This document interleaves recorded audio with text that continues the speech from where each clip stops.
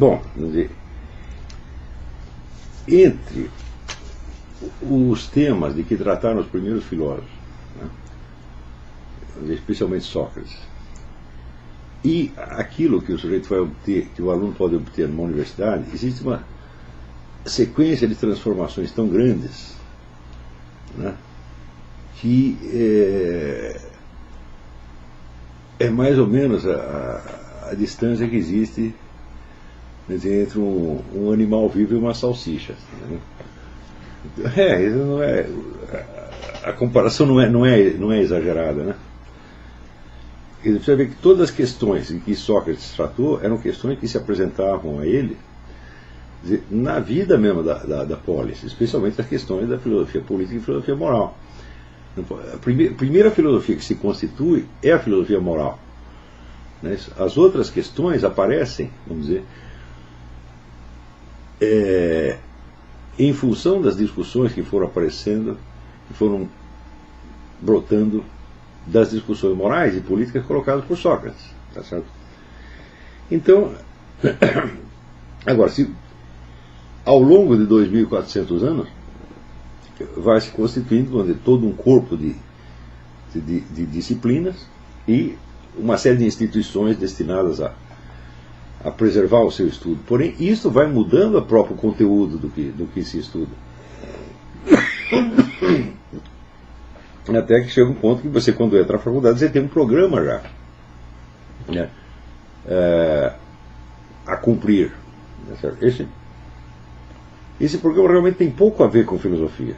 Tá certo? Ele tem a ver, vamos dizer, mais com a manutenção de certas rotinas, né, didáticas destinadas a preparar pessoas para que continuem a mesma atividade. Quer dizer, uma atividade que se autorreproduz indefinidamente. Né? O sujeito que vai estudar filosofia geralmente vai ser professor de filosofia. Tá certo?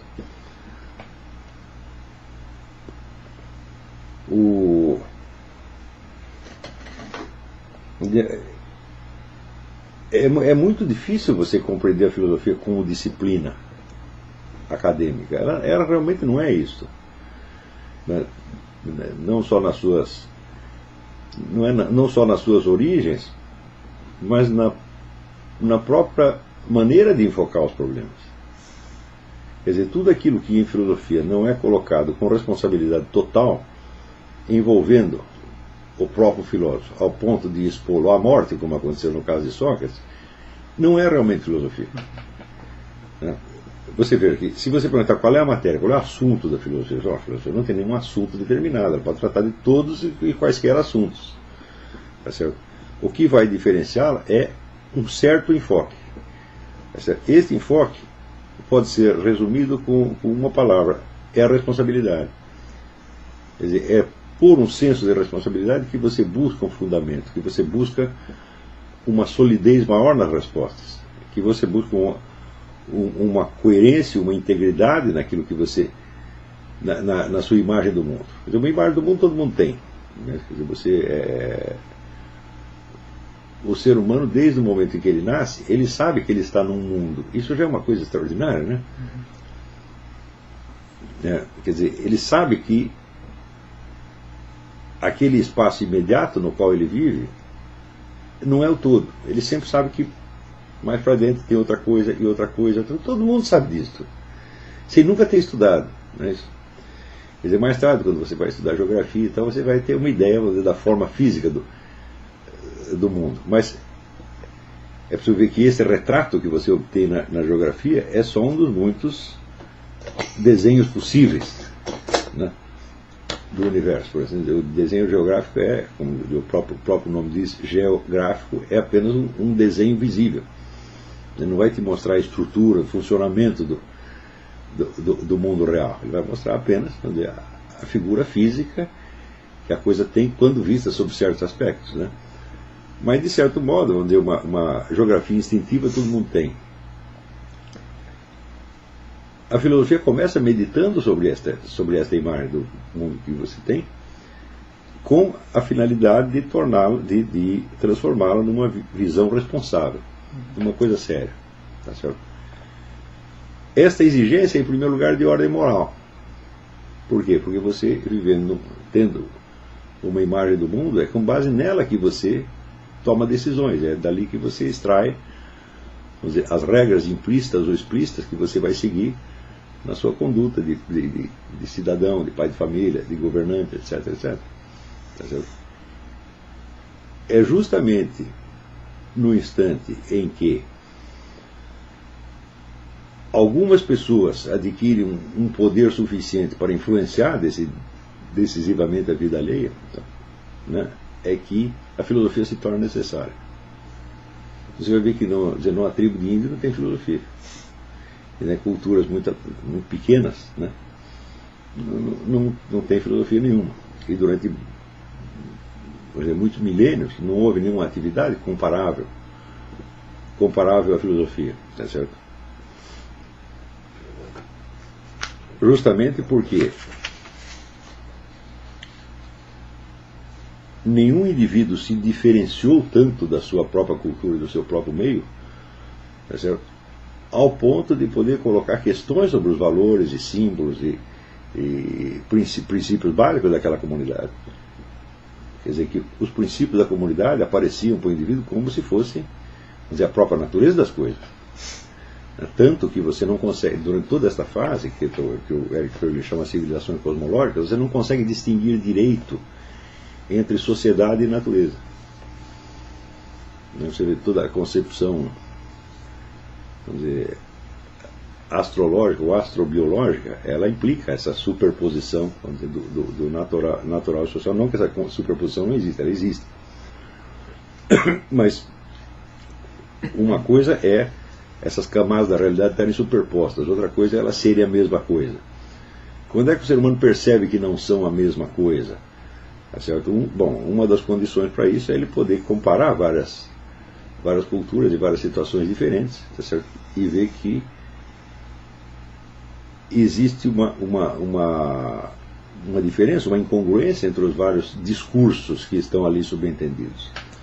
Tá certo? Quer dizer, primeiro ele tem que transformar aquilo, vamos dizer, as regras, princípios e símbolos têm que ser transformados num discurso, quer dizer, que tem que se expor verbalmente. Na hora que se expõe verbalmente, é que você percebe, vamos dizer, a incongruência. Enquanto elas estão, esses princípios, as regras costumeiras, estão embutidas no próprio mundo da percepção, ao ponto de não precisarem se expressar verbalmente, elas não podem ser examinadas, não podem ser submetidas a exame crítico.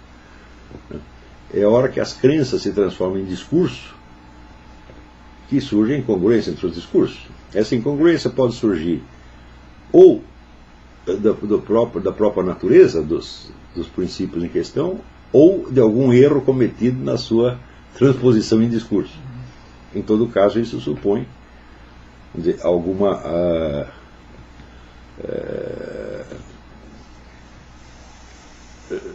supõe a possibilidade de um confronto. E aí esse confronto justamente é o que Sócrates começa a fazer. Você vê, quando ele pergunta, por exemplo, o que é a justiça, e o sujeito responde: a justiça é perseguir os inimigos e favorecer os amigos. Você vê que em muitos casos a justiça é isso mesmo. Isso, por exemplo,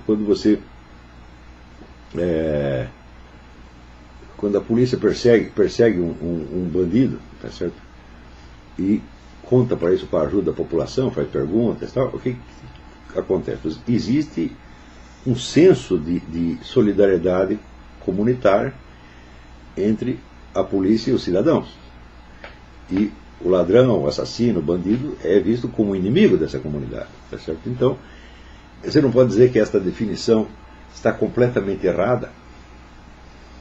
Tá certo? Ela só fica errada, né, na hora que você percebe que os ladrões e assassinos também têm amigos e que eles se juntam contra nós. E que daí você tem, então, vamos dizer, duas justiças opostas. Se existem duas justiças opostas, então essas duas justiças opostas já não podem ser superpostas à ordem cósmica, como se fosse a mesma coisa. Quer dizer, a existência de uma ordem cósmica, acho que é um dado de experiência, quer dizer, a própria regularidade, estabilidade da vida natural te dá uma ideia de que há uma ordem. Quer dizer, se a natureza fosse totalmente imprevisível, nós não sobreviveríamos nela 2 minutos. Então, né, há uma série de dados de senso comum nos quais você se apoia para a sua vida diária e que sempre funcionam. Por exemplo, geralmente você acorda no mesmo lugar onde você estava na véspera. Quando você acorda, o cenário não está radicalmente modificado, tem uma certa estabilidade, você conta com essa estabilidade. Tá certo? Você conta também com uma certa expectativa da duração das coisas. Né? Por exemplo, você acha que você vai ficar criança durante X tempo, que depois você vai virar, né, uma pessoa grande. Né? Você não espera ficar criança durante 200, 300, 400 anos. Você sabe que os outros passaram por isso e que você vai passar mais ou menos pela mesma coisa. Mas você sabe que você vai morrer. Tá certo? Todos esses dados de senso comum, vamos dizer, eles... É muito difícil você separar neles o que vem da percepção direta da natureza e o que vem dos hábitos, vamos dizer, repassados de geração em geração pela própria sociedade. As duas coisas se superpõem de tal modo, né, que, vamos dizer, a visão da ordem natural passa também a ser vista como a ordem do meio humano. Tá certo? Porém, na hora que você vê que existem duas justiças opostas, não há duas naturezas opostas, não há dois universos opostos. Então você percebe que existe um